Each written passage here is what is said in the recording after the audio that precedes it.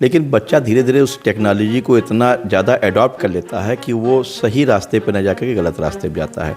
देखा यह गया है कि बच्चे छोटे छोटे जो हैं वो रील बनाते हैं और इतना रील बनाने में पेरेंट्स खुश होते हैं कि वो रियल लाइफ से वो दूर होते जा रहे हैं। आपका क्या मानना है, कितनी उम्र से बच्चों को मोबाइल देना चाहिए? जब गवर्नमेंट 18 साल की उम्र में दे रही है तो पेरेंट्स को भी 18 में देना चाहिए। 12th पास करके बच्चों को गवर्नमेंट भी देती है, ग्रेजुएशन करके, तो मुझे लगता है कि तभी देना चाहिए। एनसीसी की तर्ज पर आपने एससीसी बना लिया है, क्या है एससीसी? आज के बच्चों को अगर ठीक से निगरानी में रखा जाएगा, देखभाल में रखा जाएगा, तो वो कल के बच्चों से ज़्यादा बेहतर काम करने के लिए हैं। आज के बच्चे बहुत ऊर्जावान हैं, क्योंकि मैं खुद एनसीसी का कैडेट रहा और मुझे अपने बच्चों में वो एनसीसी के डिसिप्लिन को चाहिए था, तो हमने उसी के तर्ज पर अपने यहाँ एससीसी बना दिया, स्कूल कैडेट कोर। कहीं पर भी किसी इंस्टीट्यूट में जब बच्चा बाहर जाता है, इवन बड़ी बड़ी संस्थाओं में पढ़ने जाता है, तो पढ़ने वाले बच्चों के पास एंड्रॉयड या ये डिस्प्ले वाली मोबाइल्स नहीं होती, उसके पास कीपैड वाली होती है, जिससे कि अपने पेरेंट्स से सिर्फ बात कर सकता है। मोबाइल की लत से कैसे दूर करें बच्चों को? खुद से छोड़ना पड़ेगा। घर में कीपैड का मोबाइल रखिए। मैं उनकी आलोचना नहीं करना चाहता हूँ, बस केवल एक बात कहना चाहता हूँ कि वो बच्चे अगर सही दिशा में चलेंगे, उनको डायरेक्शन सही मिलेगा, उनको सही मोटिवेशन मिलेगा, तो वो कर दिखाएंगे जो शायद हमारे जनरेशन के लोगों ने नहीं किया है। नमस्कार, आप लोग देख रहे हैं गोंडा पब्लिक पोस्ट। मैं हूं शिवानंद मिश्रा। हमारे साथ डॉक्टर अभय श्रीवास्तव जी मौजूद हैं। आप एम्स इंटर कॉलेज के प्रबंधक हैं। आज हम आपसे बातचीत करेंगे बच्चों को लेकर। तमाम सारे पेरेंट्स ऐसे हैं जो अपने बच्चों के बेहतर भविष्य के लिए सोचते हैं और उनके अच्छी पढ़ाई के लिए अच्छे स्कूलों में एडमिशन भी लेते हैं, लेकिन छोटी छोटी जानकारियां ना होने की वजह से कहा जाए, या गार्जियन जो है तमाम बार बच्चों के छोटी चीज़ों पर ध्यान न देने की वजह से उनके बच्चे गलत रास्ते पर निकल जाते हैं। सोशल मीडिया साइट्स के कुछ ऐप हैं जिन पर इस समय बच्चे ज़्यादा लगे हुए होते हैं। इन सब बारे में हम बातचीत करेंगे अभय श्रीवास्तव जी से। आपको बता दें, अभय श्रीवास्तव जी एमएससी फिजिक्स से हैं, इसके अलावा बीएड हैं और आपको डॉक्टरेट भी आपने किया है, फिजिक्स से ही पीएचडी किया है आपने। सबसे पहले हम बच्चों के बारे में ही कि इस प्रकार से इस समय बच्चों की समस्याएं आप लोग देखते हैं, क्योंकि एक दिन हम बैठे थे आपके स्कूल में ही, 2nd के बच्चे, 5 के बच्चे, कुछ चीज़ें आ रही जो शायद पहले नहीं हुआ करती थी। कैसी समस्याएँ बच्चों की आ रही हैं? सबसे पहली तो समस्या ये आती है कि जो बच्चे आजकल अपने घरों पर जाते हैं और मोबाइल का यूज़ करते हैं। मोबाइल का यूज़ तो शुरुआत में पेरेंट्स को बहुत अच्छा लगता है और ये जानकर के अच्छा लगता है कि मेरा बच्चा जो है बहुत एक्टिव है और पासवर्ड खोल लेता है, पैटर्न लॉक खोल लेता है। और माताएं जो हैं वो शुरुआत में तो बच्चों को इंगेज करने के लिए या खाना खिलाने के लिए, दूध पिलाने के लिए उसको देती हैं, लेकिन बच्चा धीरे धीरे उस टेक्नोलॉजी को इतना ज़्यादा अडॉप्ट कर लेता है कि वो सही रास्ते पर न जाकर के गलत रास्ते पर जाता है। देखा यह गया है कि बच्चे छोटे छोटे जो हैं वो रील बनाते हैं और इतना रील बनाने में पेरेंट्स खुश होते हैं कि वो रियल लाइफ से वो दूर होते जा रहे हैं। एक काल्पनिक दुनिया है, उस दुनिया में वो जा कर के बच्चा जो है वो फिर निकल नहीं पा रहा है। आप देखते हैं कि बच्चा ज़्यादा से ज़्यादा समय अपना पहले तो इंस्टाग्राम पर देता है, इंस्टाग्राम से फिर धीरे धीरे वो ऐप पर आ जाता है। कुछ गेम्स के ऐप्स ऐसे हैं जिसमें वो बच्चा लेवल अचीव करने के चक्कर में जाता है, और वो जो गेम का ऐप है वो नॉर्मल गेम नहीं है बल्कि इंटरनेट से चलने वाला गेम है। बच्चा रात रात भर माताओं का मोबाइल लेकर के या घर में किसी बड़ों का मोबाइल लेकर के चलाता है, और इतना ज़्यादा जागरूक है वो या समझदार हो चुका है इस अपराध को करने में कि वो अपना पासवर्ड बनाता है और अपने ईमेल आईडी से लॉगिन होता है कि हमारी गलतियों को कोई पकड़ ना पावे। इस तरीके से तमाम ऐसी घटनाएं आ रही हैं जिस पर पेरेंट्स का सचेत होना बहुत ज़रूरी है। ये कहा जाए कि अभी कुछ ऐसे भी घटनाएं आई हैं कि आजकल ऐसे से ऐप आ गए हैं जिसमें कुछ बड़े बच्चे, जैसे क्लास 9, 10, 11, 12 में सुनाई पड़ा है कि वो बच्चे उसमें पैसा लगाते हैं। जैसे आपने देखा होगा ड्रीम 11 टाइप का आता है, ऐसे कई ऐप हैं जिसमें कलर करके लोग लगाते हैं। जो मुझे जानकारी प्राप्त हुई है, बच्चों ने घर में पैसा निकाल लेते हैं, उसको दुगना करने के चक्कर में इस तरीके से वो पैसा लगाते हैं। पैसा भी डूब जाता है और पैसा नहीं मिलता। कुछ दिन बाद जब माता पिता उसको जानकारी होती है तब तक समय काफ़ी निकल गया होता है। बच्चा डिप्रेशन में जाता है और हताश रहता है। आपने कहा रील के चक्कर में रियल लाइफ ख़राब कर रहे हैं। हाँ, बिल्कुल। तमाम पेरेंट्स को अच्छा भी लगता है कि हमारा बच्चा रील बना रहा है इंस्टाग्राम पे फॉलोअर्स के चक्कर में। अच्छा, कुछ वीडियो जैसे भी आते हैं जिनको देख देख कर भी बच्चे ख़राब हो जाते हैं। हाँ, बिल्कुल से कुछ ऐसे कंटेंट्स आ ही गए हैं। आप देखिएगा मोबाइल पर कि अगर आप मोबाइल साइलेंट पे भी रखिए, आप उसको यूज़ ना करिए, अगर आपने कोई चीज़ की आपने बातें कही तो मोबाइल हमारी बातों को सुनता है और सुन करके वो गूगल के थ्रू आपके सामने जैसे ही आप उसको ओपन करते हैं तो आ जाता है। तो बच्चा जिस चीज़ को बार बार देखेगा या एक बार क्लिक कर लेगा तो गलत चीज़ें भी आती रहती हैं।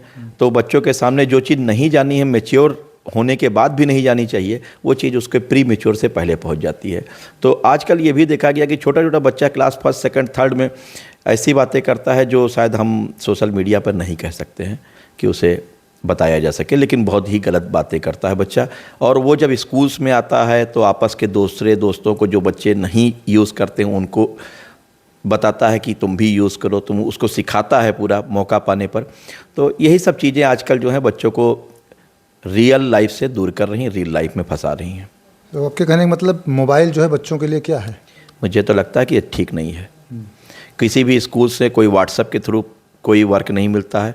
कोविड काल में हुआ था, कोविड काल के बाद से ये ख़त्म हो गया है, लेकिन बच्चा अभी भी अपने पेरेंट्स से बोलता है कि मुझे उससे पढ़ाई करनी है, वो बोलता है कि मुझे यूट्यूब चलाना है।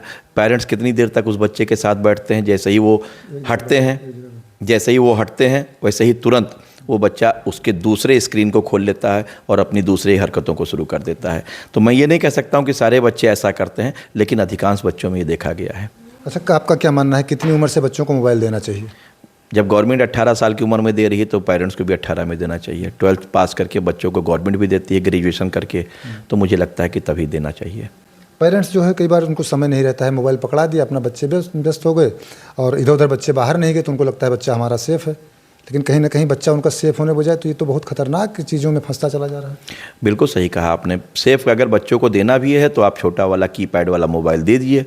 कहीं पर भी किसी इंस्टीट्यूट में जब बच्चा बाहर जाता है, इवन बड़ी बड़ी संस्थाओं में पढ़ने जाता है, तो पढ़ने वाले बच्चों के पास एंड्रॉयड या ये डिस्प्ले वाली मोबाइल्स नहीं होती, उसके पास कीपैड वाली होती है, जिससे कि अपने पेरेंट्स से सिर्फ बात कर सकता है। आजकल बच्चा जो है, छोटे छोटे बच्चों में आपको मैं बताऊं कि जो बच्चे हमारे पास प्री प्राइमरी सेक्शन में आते हैं उनकी आंखें तिरछी हो गई हैं।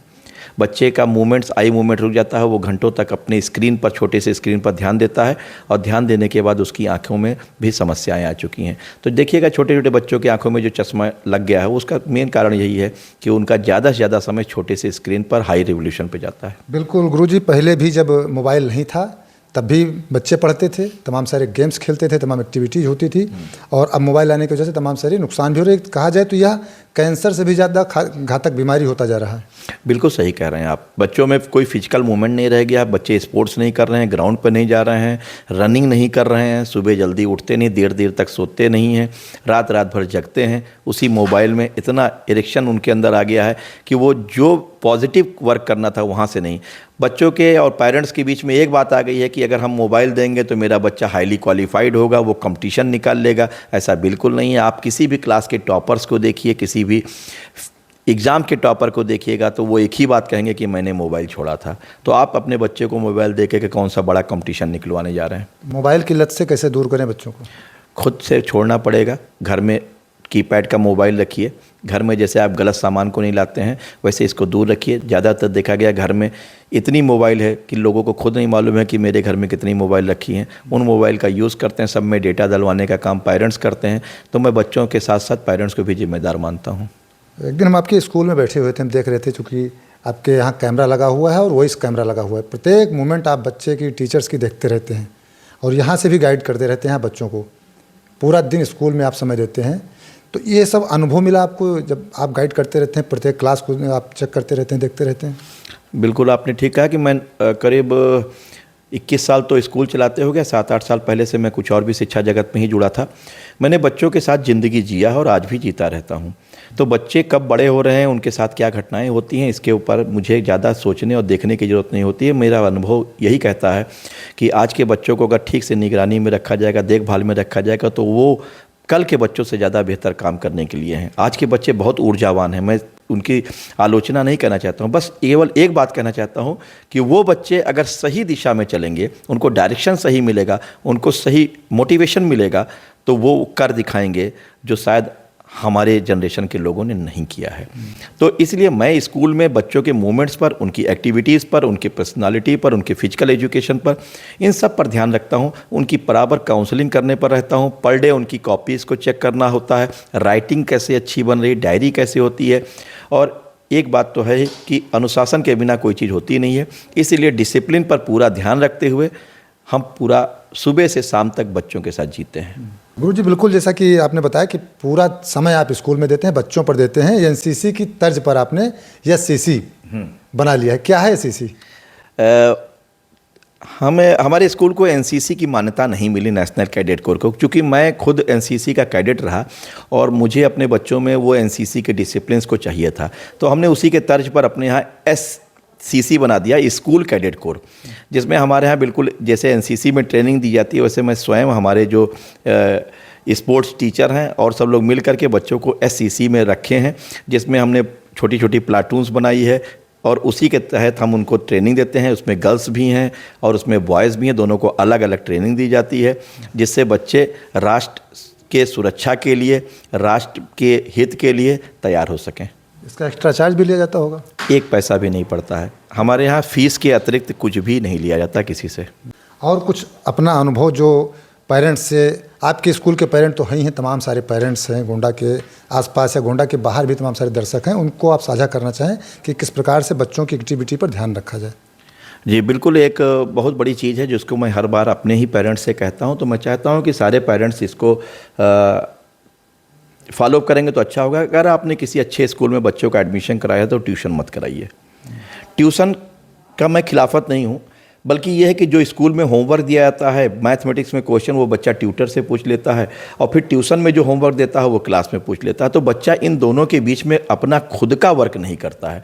तो अगर आपने अच्छे स्कूल का चयन किया है, एक अच्छे टीचर से आप पढ़वा रहे हैं, तो मुझे लगता है कि शायद वो 6 घंटा स्कूल में पढ़ने के बाद 4 घंटा अगर घर पे भी पढ़ता तो 10 घंटा किसी बच्चे के लिए बहुत होता है, छोटे बच्चों के लिए।